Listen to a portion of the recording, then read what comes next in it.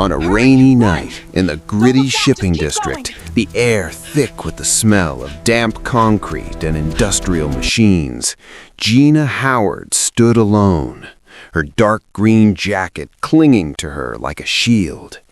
She wasn't supposed to be here, but in this city, you did what you had to in order to survive.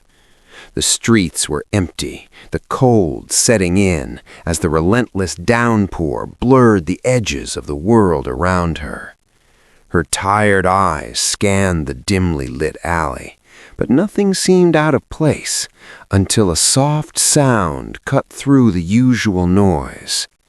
It was subtle, almost imperceptible, the unnatural sound of a muffled struggle. For a moment, Gina thought she imagined it, but the harsh rasp of a young voice, full of fear, pierced through the rain. Her pulse quickened. This wasn't just another night. This was trouble. The thought to look away crossed her mind. After all, that's what smart people did in situations like these. But Gina wasn't one to look away. She'd spent too much of her life doing just that, closing her eyes to the world's darkness, hiding from the truth of her own worth. But tonight was different. The trouble wasn't loud and brash like she expected. It was small, shivering, and wearing a silk tie. And in that moment, Gina knew she had no choice but to step in. Before I tell you next the fearless and unthinkable thing that Gina Howard did, hit that like button, subscribe, and comment where you're watching from. This video will make your jaw drop in astonishment. Now, let's dive into it. Gina didn't reach for a weapon. She reached for the terrain. In the skeletal remains of the industrial district, the environment was a living thing, and she knew its pulse better than the men currently holding Min Jun. The three kidnappers were seasoned, tight formation, silenced sidearms, eyes scanning the exits, but they were looking for a person, not a ghost in the machinery. She slipped toward the warehouse's ancient control panel, her fingers moving with a muscle memory that defied the 2-year gap since she'd last seen active security duty. She didn't just pull the fire alarm, she jammed the external relay. Instantly, the high-pitched shriek of the siren tore through the heavy industrial silence, a physical wall of sound designed to disorient. Red strobe lights began to pulse, casting long, sickening shadows that fractured the kidnappers' vision and destroyed their depth perception. "Check the perimeter," the lead man barked, his voice barely audible over the synthetic scream of the alarm. They expected a frontal assault. Instead, Gina gave them a diversion. She slammed the manual override for the overhead pressurized steam lines, pipes that had been rattling with neglect for decades. With a deafening hiss, a thick white shroud of scalding vapor erupted from the ceiling, billowing downward in heavy curtains. It wasn't just smoke, it was a physical barrier that masked thermal signatures and muffled the sound of footsteps. Gina moved through the whiteout like a predator in its natural habitat. Her braids were tucked tight, her olive jacket blending into the gloom. She counted the strobes, 1, 2, flash, timing her movements to the fractional gaps in their vision. Min Jun was huddled near a stack of rusted shipping crates, his small frame trembling so violently the sound of his chattering teeth was audible even over the chaos. One kidnapper remained less than 5 feet from him, his weapon raised, firing blindly into the steam. He was terrified, and Gina knew that terrified men made mistakes. She didn't tackle him. She grabbed a heavy iron coupling from a nearby workbench and hurled it toward the far corner of the bay. The metallic clang echoed through the pipes, drawing the kidnapper's muzzle away for a fraction of a second. It was all the window she needed. She surged forward, low to the ground, a blur of motion beneath the rising vapor. Before the man could turn back, she delivered a precise, non-lethal strike, a palm heel to the solar plexus that sent him gasping to the floor. Before his knees even hit the concrete, her arms were around Min Jun.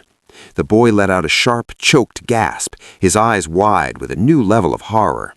Gina pressed her palm over his mouth, not with aggression, but with a firm, grounding pressure. "Don't scream," she whispered directly into his ear, her voice a low, rhythmic anchor in the chaos. "I'm Gina. I'm the one who gets you out of here. Do you understand?" Min-jun looked at her, the red strobe light reflecting in the tears streaming down his face. He saw the focus in her eyes, not the cruelty of his captors, but the cold, hard competence of a protector. He gave a single, frantic nod. Gina scooped him up, his small weight settling against her chest as he clung to her jacket with bruising strength. The steam was beginning to dissipate, and the other two men were closing in, their flashlights cutting through the mist. "She's got the kid!" someone roared from the haze. Gina didn't look back. She knew every service duct and freight elevator in the building. She dove between two towering crates just as a bullet sparked off the metal behind them. They weren't safe yet, but the hunters had just realized they were the ones being outplayed. Gina was the ghost of the docks, and she was taking her prize home. The adrenaline was a cold, sharp blade in Gina's chest, but panic was a luxury she couldn't afford. As she and Min-jun burst out of the warehouse's rear loading dock, the city felt different. No longer a collection of streets, but a sprawling three-dimensional game board. She could hear the heavy thud of boots hitting the wet pavement behind them and the frantic, distorted barks of a radio. The kidnappers were split up, flanking the block. They were playing checkers, moving in straight lines. Gina needed to play chess. Min-jun's breathing was ragged, his small hand gripping hers so hard his knuckles were white. They reached a narrow service corridor choked with overflowing dumpsters and the skeletal remains of discarded pallets. A low rhythmic growl vibrated from the shadows, a stray mastiff, scarred and wary, guarding its territory near a puddle of oily water. Most people would have run. Gina saw an opportunity. She peeled off her dark green tactical jacket. It was heavy with the scent of the docks, the warehouse steam, and her own sweat, a perfect scent trail for men hunting with adrenaline-heightened senses. She reached into her pocket and pulled out a small half-eaten protein bar she'd been saving. As the animal lunged for the food, Gina draped the jacket over its broad back, snagging the zipper on a protruding bit of wire on its collar. "Go," she whispered, clapping her hands sharply. The startled dog bolted toward the far end of the alley, the green fabric flapping like a ghost in the rain, disappearing into the maze of shipping containers that led toward the river. "Down here," Gina breathed, pulling Min-jun toward a rusted iron grate set into the brickwork of the alley floor.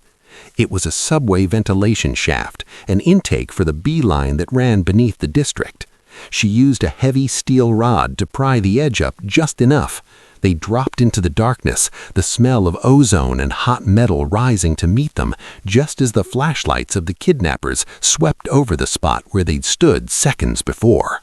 From their perch on the narrow maintenance catwalk 3 feet below the street, Gina watched through the slats of the grate. The men reached the fork in the alley, their movements frantic and disorganized. "There! Green jacket! Heading for the docks!" one yelled, pointing toward the retreating shadow of the dog. They didn't hesitate. They sprinted away, their footsteps fading into the rhythmic drumming of the rain. They were following the scent, the visual cue, the easy lead. They expected her to run away from the city. They didn't expect her to go deeper into its veins. Gina felt Min-jun tremble against her side. In the dim, flickering light of the subway tunnels below, his face looked impossibly small. She reached out, gently smoothing a stray hair from his forehead. "They're gone, Min-jun," she said, her voice barely a vibration. "They're looking for a jacket. They aren't looking for us." He looked down at her now unprotected arms, then up at her face.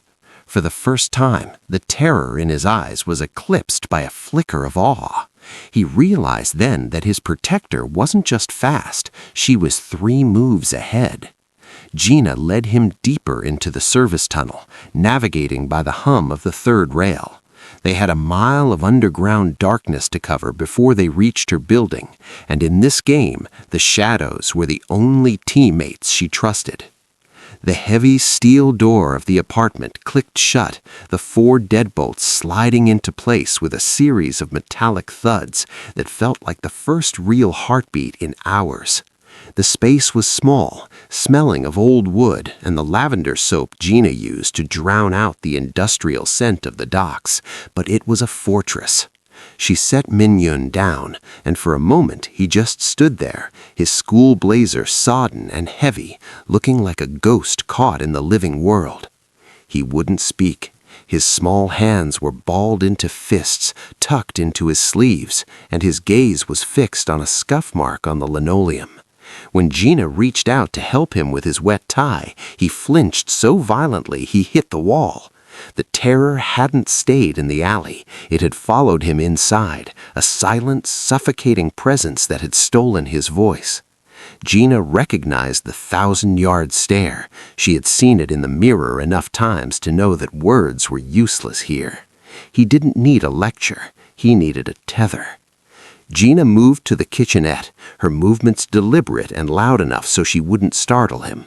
She put a small pot of water on the stove and measured out a cup of white rice. The sound of the grains hitting the metal was rhythmic, a domestic chime in the silence. As the steam began to rise, a gentle, fragrant cloud that stood in stark contrast to the choking warehouse mist, she saw the boy's shoulders drop an inch. While the rice simmered, Gina sat on the floor, keeping a respectful distance. She didn't tower over him. She made herself small. In my old job, when things got loud and scary, we had a secret way to find our way back, she said, looking not at him but at her own hands. It's a rhythm, like a song without notes. She placed one hand on her chest and the other on her stomach. She took a deep, visible breath in for 4 seconds, held it for 4, and let it out for 4. The tactical box breathing technique was designed to override the nervous system's flight response, forcing the brain to acknowledge that the immediate threat had passed. She did it again and again. The silence of the apartment began to pulse with the rhythm of her lungs. Slowly, Min-jun's head tilted. He watched the rise and fall of her shoulders. He took a shaky, hitching breath, trying to mimic the count. He failed at first, a sob breaking through his concentration, but Gina just kept the rhythm, steady as a metronome. On the 4th cycle, he drew a full, steady breath. Gina stood up, scooped a mound of the warm, fluffy rice into a ceramic bowl, and placed it on the coffee table. She didn't hand it to him. She offered it to the space between them, a peace offering of warmth and starch. He crept forward, his damp socks silent on the floor. He picked up the bowl, the heat from the ceramic seeping into his frozen fingers. He took a small bite, then another, the simple, neutral comfort of the food finally breaking the dam of his silence. "My father," he whispered, his voice cracking like dry parchment. It was the first time he'd spoken. "He's going to burn the city to find me."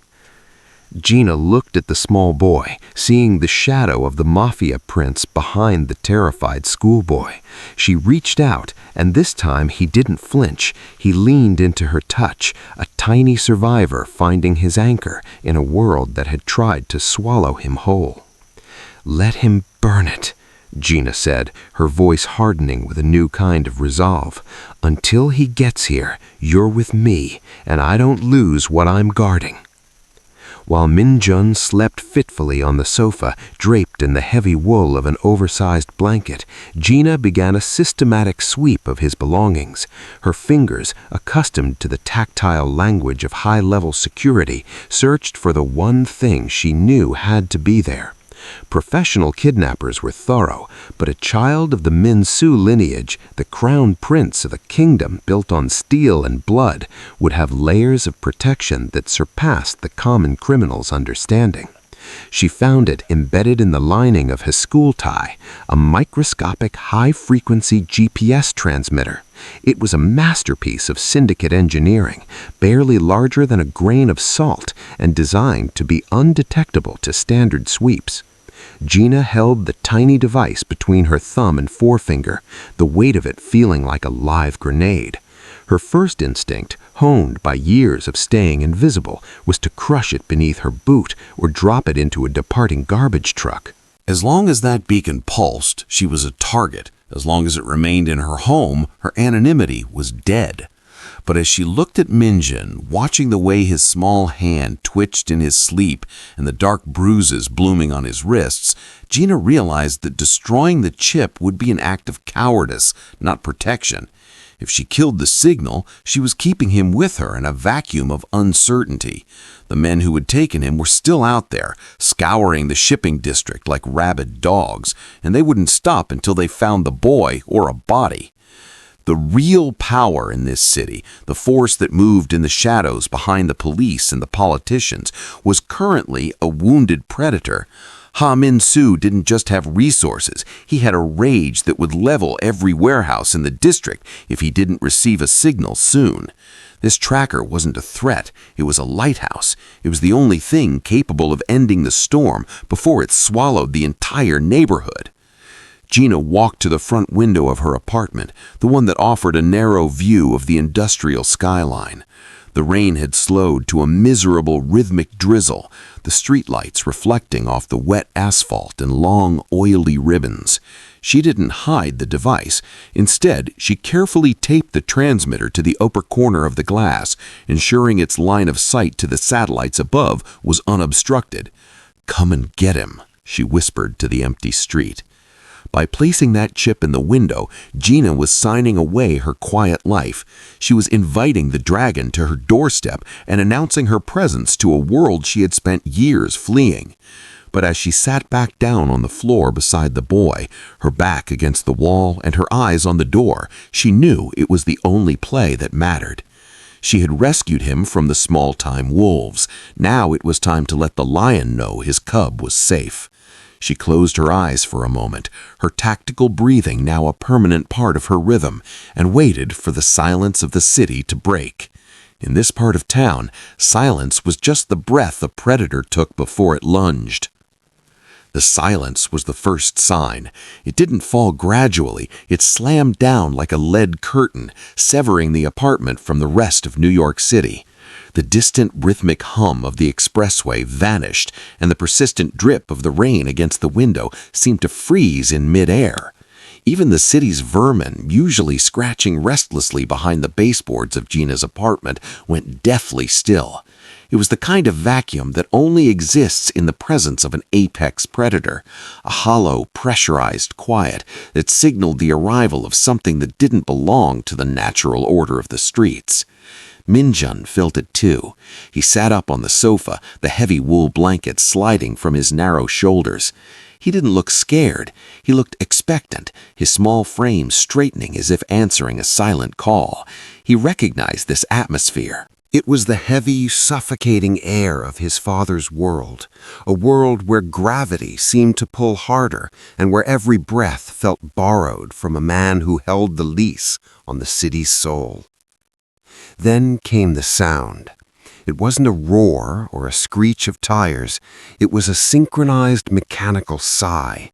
20 high-performance engines tuned to a low, predatory purr, cut off at the exact same millisecond. Gina's street, usually a forgotten artery of cracked asphalt and rusted fire escapes, was suddenly occupied by a force of nature. Gina stood by the window, her hand hovering near the spot where the tracker had been taped. Below, the darkness of the industrial block had been erased by a sea of obsidian. A fleet of black SUVs, polished to a mirror finish that defied the grit of the neighborhood, stretched as far as the eye could see. They sat in perfect, military-grade formation, their headlights cutting through the drizzle like twin rows of searchlights, turning the raindrops into falling diamonds. The doors opened in unison. Men in dark, sharp suits stepped out, their movements fluid and devoid of hesitation. They didn't shout or draw weapons, they simply took the street, forming a living human corridor that led directly to the entrance of Gina's building. In the center of the fleet, the door to a heavy armored sedan swung open. A man stepped out, and even from the third floor, Gina felt the atmospheric shift. Ha Min-soo didn't look like a gangster. He looked like an emperor surveying a conquered province. His black coat was long, catching the wind just enough to reveal the flawless, lethal cut of the suit beneath. He didn't look up at the window. He didn't need to. He knew exactly where the beacon had been, and he knew exactly where his heart was located. He began to walk toward the building, his footsteps rhythmic and heavy on the wet pavement, each step echoing through the floorboards beneath Gina's feet like a drumbeat of impending judgment. This was the shadow of the dragon mentioned in the whispers of the docks, a man who didn't negotiate with reality, but simply bent it to his will. Gina stepped back from the window, her heart hammering a tactical rhythm against her ribs. She looked at Min-jun. He was standing now, his small hands smoothed over his rumpled school uniform, waiting for the man who ruled the city's shadows to walk through a hungle door. Gina reached out and took the tracker off the glass, crushing the tiny grain of plastic between her fingers. The signal had served its purpose. The dragon was at the gate, and she was the only thing standing between the king and his heir. She straightened her shoulders, the exhaustion of the logistics docks falling away, replaced by the cold, hard focus of the warrior she used to be. The heavy rhythmic thud of combat boots on the tenement stairs echoed the pounding in Gina's chest, but her hands remained steady as stone. She stood 3 feet back from the door, her weight distributed with surgical precision, feet planted in a solid tactical stance that prioritized balance and explosive movement. In her right hand, she held a simple serrated kitchen knife. It was a humble tool against a syndicate army, but Gina knew that a protector never meets the world with open palms. She wasn't the tired logistics worker anymore. She was the threshold. The door didn't shake with the violence of a kick, nor was there the frantic shouting of a raid. Instead, the handle turned with a slow, agonizing deliberation.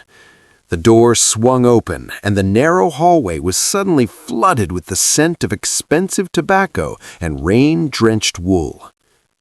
Ha Min-soo stepped into the frame. He was a towering monolith of charcoal, silk, and cold authority, his presence expanding until the room felt half its original size. Behind him, the hallway was a blur of dark suits and glowing earpieces, but his eyes were the only things that mattered. They were the eyes of a man who had already walked through the fire of his own imagination, a man who had spent the last several hours expecting to find a crime scene, a ransom note, or a body. He saw the knife first. His gaze tracked from the blade to Gina's eyes, then down to the set of her shoulders. He didn't flinch, and he didn't order his men to fire. He simply stopped. The air between them became a physical weight, thick with the silent language of two people who understood the absolute cost of standing between life and death. "You've come a long way for a logistics worker," he said, his voice a low melodic rasp that carried the weight of a death sentence and a profound question all at once. Gina didn't lower the knife. Her gaze remained locked on his, unblinking. "I don't care who you are, and I don't care what your name is. If you're here for the boy, you walk in alone. Your shadow stays in the hall." A flicker of something, not quite a smile, but a spark of visceral recognition crossed Min-soo's stoic features. He had come here expecting to find his son's corpse guarded by cowards or opportunists. Instead, he found a warrior who looked ready to hold the gates of hell with nothing but a kitchen utensil and a grudge. "Appa?" The small, cracked voice from the sofa broke the lethal stalemate. Ha Min-su's entire posture shattered. The emperor vanished in an instant, replaced by a father whose soul had just been returned to him from the void. He didn't wait for permission. He stepped past Gina, his eyes locking onto the small figure wrapped in the oversized wool blanket. Gina lowered the knife then, the metal feeling suddenly cold and heavy in her hand. She watched as the most dangerous man in the city dropped to one knee on her stained linoleum floor. He didn't reach out immediately. He just looked at Min-jun, his chest heaving as if he had finally remembered how to draw oxygen. He saw the professional bandages on the boy's wrists and the empty bowl of rice on the table. He saw the rhythmic, controlled breathing Min-jun was still practicing to keep the darkness at bay. Min-su turned his head back toward Gina. His expression remained unreadable, but the lethal edge in his eyes had softened into a terrifyingly intense respect. He realized then that she hadn't just saved his son's life, she had preserved his spirit. Gina stood back, the shadows of the apartment swallowing her, watching as the dragon finally reached out to touch the face of his cub.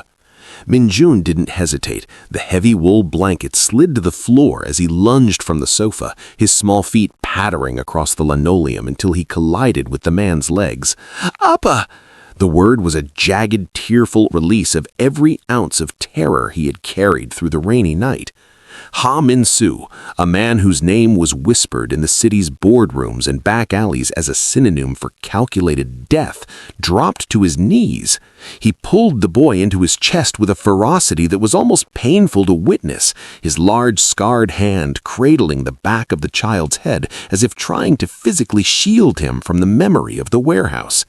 For a long, heavy minute, the only sound in the small apartment was the boy's muffled sobs and the rhythmic grounding hush of a father who had been pulled back from the edge of a total psychological abyss.